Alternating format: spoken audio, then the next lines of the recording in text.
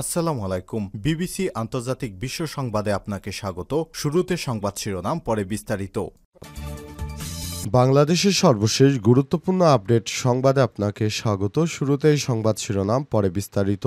প্রথমে জানাবো, নির্বাচনে সেনাবাহিনীর ৮০,০০০-এর বেশি সদস্য দায়িত্ব পালন করবে বললেন স্বরাষ্ট্র উপদেষ্টা।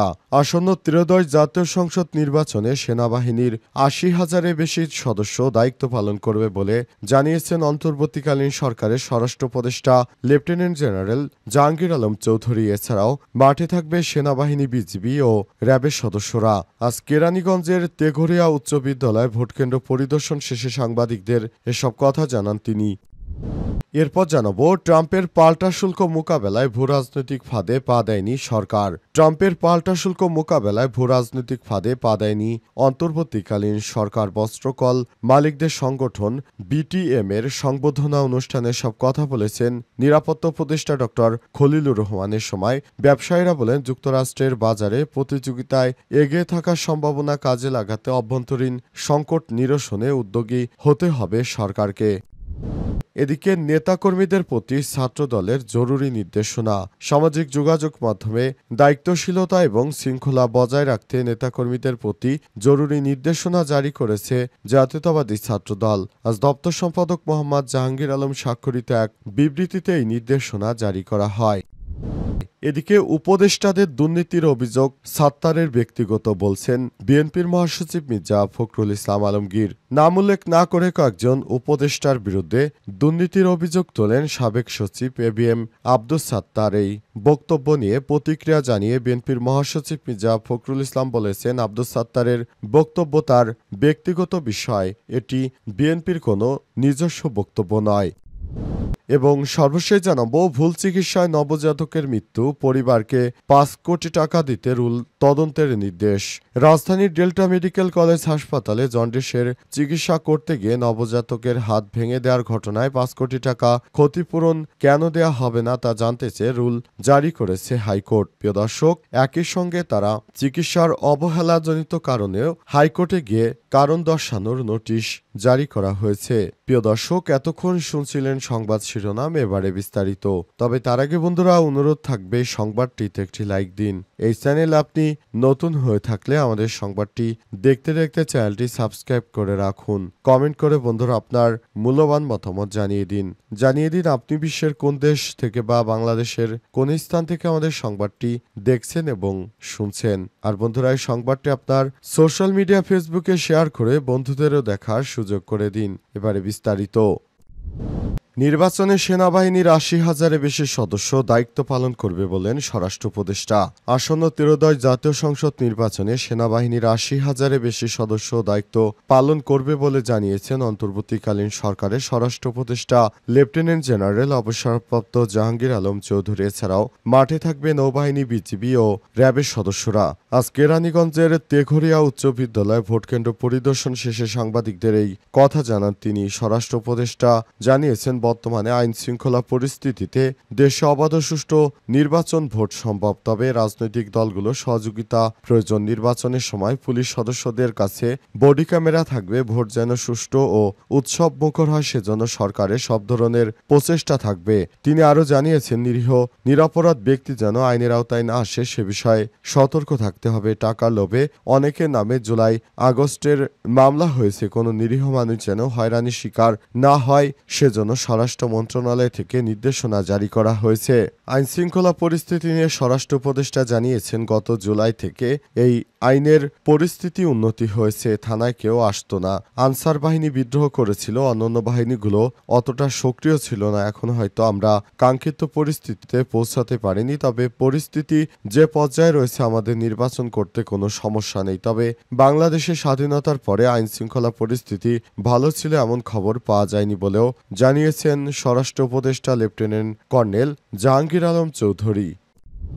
ট্রাম্পের পাল্টা শুল্ক মোকাবেলায় ভূরাজনৈতিক ফাঁদে পা দেয়নি সরকার। ট্রাম্পের পাল্টা শুল্ক মোকাবেলায় ভূরাজনৈতিক ফাঁদে পা দেয়নি অন্তর্বর্তীকালীন সরকার। বস্ত্র মালিকদের সংগঠন বিটিএম-এর সংবর্ধনা অনুষ্ঠানে সব কথা বলেছেন নিরাপত্তা উপদেষ্টা ডক্টর খলিলুর রহমান। এ সময় ব্যবসায়ীরা বলেন, যুক্তরাষ্ট্রের বাজারে প্রতিযোগিতায় এগিয়ে থাকার সম্ভাবনা কাজে লাগাতে অভ্যন্তরীণ সংকট নিরসনে উদ্যোগী হতে হবে সরকারকে। ট্রাম্পের পাল্টা শুল্ক হারের প্রতিযোগী দেশ চীন, ভারতের চেয়ে বাংলাদেশ এগিয়ে থাকায় অন্তর্বর্তীকালীন সরকারের প্রতিনিধি দলের সম্মানে রাজধানীর গুলশানে ক্লাবে সংবর্ধনা অনুষ্ঠানের আয়োজন করে বস্ত্র মালিকদের সংগঠন বিটিএমএ।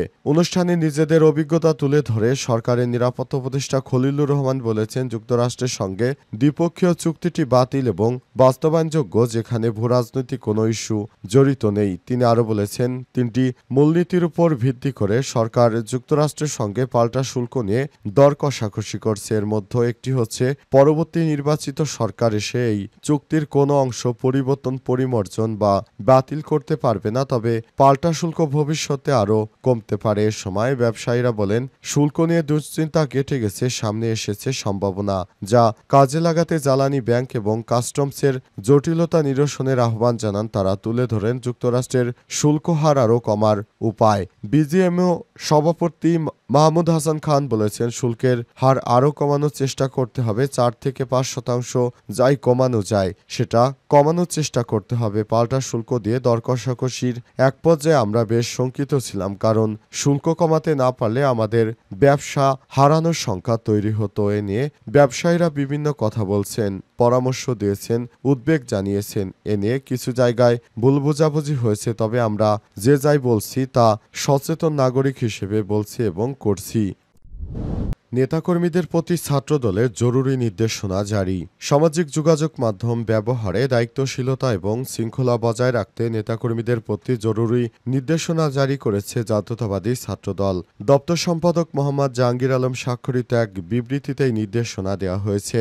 বিবৃতিতে বাংলাদেশ জাতীয়তাবাদী ছাত্রদল সভাপতি রাকিবুল ইসলাম রাকিব ও সাধারণ সম্পাদক নাসির উদ্দিন নাসির নেতাকর্মীদের উদ্দেশ্য করে বলেছেন, তথ্যপ্রযুক্তির যুগে সামাজিক যোগাযোগ মাধ্যম মানুষের মত প্রকাশের অন্যতম প্রধান মাধ্যম হয়ে উঠছে। তাই নেতাকর্মীদের অবশ্যই দায়িত্বশীল, সহনশীল ও শ্রদ্ধাশীল আচরণ করতে হবে। বিবৃতিতে আরও বলা হয়েছে, বিভিন্ন মত ও পথের মানুষের প্রতি শ্রদ্ধাপূর্ণ আচরণ, গণতন্ত্রের প্রতি কমিটমেন্ট, নারীর প্রতি সম্মান, ধর্মীয় সহাবস্থান ও ধর্মীয় বিধানের প্রতি শ্রদ্ধাশীল থাকা অপরিহার্য। সংগঠনের আদর্শ মূলনীতির সঙ্গে অসামঞ্জস্যপূর্ণ আচরণ করলে যথাযথ সাংগঠনিক ব্যবস্থা গ্রহণ করা হবে। ছাত্রদল নারী রাজনৈতিক অংশগ্রহণে উৎসাহিত করার প্রতিশ্রুতি পুনর্ব্যক্ত করে বিজ্ঞপ্তিতে জানানো হয়েছে, তারা সবসময় নারীদের প্রতি শ্রদ্ধাশীল, পাশাপাশি সকল ধর্মাবলম্বী ধর্মীয় স্বাধীনতা এবং সহাবস্থানের নীতি বজায় রাখার কথা উল্লেখ করা হয়েছে। মুসলিম নারীদের পর্দা পালনের অধিকারের প্রতি সংগঠনটি